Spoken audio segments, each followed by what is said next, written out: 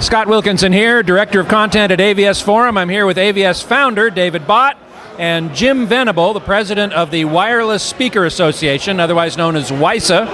And I understand, Jim, you got some news for us today. We have been very busy recently. We've just announced some new members, and we think they're pretty significant ones. The high-end speaker manufacturer Dolly was just joined us, as well as Onkyo, which is the AVR company out of Japan, and a company out of Australia, Amber Technology, has joined us, which now puts us on almost all continents except Antarctica, and we're working on that one. And one that's very interesting, which is Gibson Guitar Corporation, joined us. So we had a meeting with Henry at Gibson, the CEO, and the man has big plans for the home. So he's buying interest in companies that are very famous in the AV world, and it looks like he's going to do some great things. So what will Gibson Guitars do in the home? Well, I'll let Henry tell you what his specific plans are, but he has it's published the fact that he wants to get into lifestyle products, which is a euphemism for in the home or in the home theater or in the living room, if you will, and leverage the Gibson brand. And he said he's been looking for a multi-channel wireless technology for years, and found the WISA Association, and he said, "I'm in." I remember when you guys came on board the last home theater cruise, and we opened up the show with a demo with the audio. And at the end of the demo, everybody looked around, and I pointed out the speakers. And I made sure to say that, just notice the speaker wires going to the speakers. They're not speaker wires, they're power wires. And everybody kind of just gasped. It was amazing because of where we come with a wireless technology, and not just stereo or not just a subwoofer wireless, but we're talking a full 7.2 system. It was amazing. Yeah, and we've now added a tagline that hearing is believing, because most people, they really don't believe that surround sound can be wireless because they've had bad experiences in the past. And a lot of interference and a lot of hisses, pops, dropouts, and they just wind up packing them up and taking them back, to the point where you really can't find anything beyond a soundbar and a subwoofer that's wireless anymore.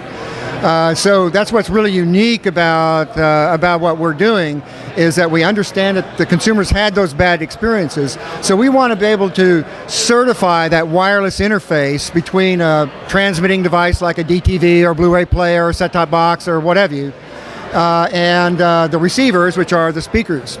And so because we were able to certify that wireless interface, as well as interoperability between brands, so that when the consumer sees that WISA logo on a product, take it home, put it up, plug it in, turn it on, it just works. So we know that they need to have that confidence because of basically the bad experience they have had. Just to put that in perspective for the AVS members, kind of like you trust Wi-Fi right now, you're going to be able to trust WISA. So if you see that logo, you know it's going to work. And with consumer brands like Onkyo and others getting involved, it's going to be so much better for those of you who live in apartments or condos or what have you, just to be able to put a system in and not have to worry about running speaker wires everywhere. As long as you have an electrical outlet for power, you got a speaker system. So now, it's amazing what you're doing. Now, are there any products on the market at this point? So at this point, what I can say is there's going to be between 15 and 20 products rolled out between now and the end of the year. We've got a major announcement at CEDIA this year. One of our members is rolling out products. And then a couple of weeks after that, there's going to be another major announcement that from a high-end brand manufacturer that you all know and love, that are bringing out several product lines based on this technology. Do you still have the Aperion system out there? The Aperion system is still there. I'm not sure exactly what stage they are with follow-on. Fantastic. Well, I'm sure looking forward to seeing some of those products. We will certainly be at CEDIA, and looking forward to that announcement and the other ones that are coming out by the end of the year. I'm also very excited about this whole technology because, like everybody else, I've had pretty poor experiences with wireless audio, and to think that there might be a real standard that works really well, I'm very excited about. Scott, you'll be amazed when you hear this for the first time, like we were on board the ship. I mean, people got up and they didn't believe it. They went and looked for speaker wires, and they could not believe they were listening to high definition audio, right from a Blu-ray player that was actually going through a wireless system. So just one more point on that, and what we're talking about here is 24-bit up to 96 kilohertz audio. So that's theater quality audio in your living room. And that's uncompressed. Uncompressed, that's right. What kind of bandwidth does that require? It's not really. It's not very much, actually. So we operate in the 5.2 to 5.8 gigahertz range, and there's 24 channels to pick from. So what that allows. And by the way, let's make sure we understand this: 24 transmission channels, not audio channels. That's correct. So each transmitter puts out 8 channels of audio to each speaker, and the speaker picks off what they are, whether they're left, right, or center, or whatever. So, but each speaker gets all 8 channels. So that way, the manufacturer can have just one SKU for the surrounds, and you can mix them up and do whatever you want.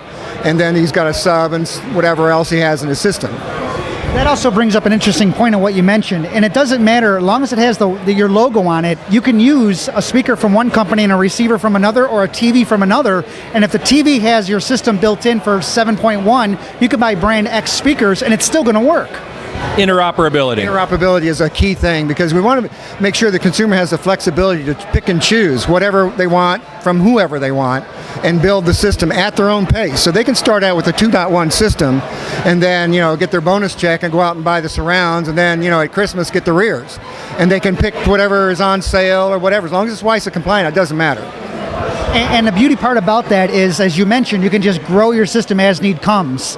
And it's just in my experience and talking to people over the years, it's something that was greatly needed. And I, for one, am glad that you guys decided to create a standard behind it, because this will never work without standards. And now that you have standards, we got a lot. And that's been the issue. Everybody, because there's been a lack of a standard, everybody's out there trying to do their own thing, and now we got a whole bunch of proprietary stuff out there, and they don't work together, and half of them don't work well at all, because they're still trying to use the Wi-Fi space or Bluetooth or something, and it just doesn't have the bandwidth, or it doesn't have, or it's too congested, and so that's where you get in all the collisions and all the interference, and everybody just forget it.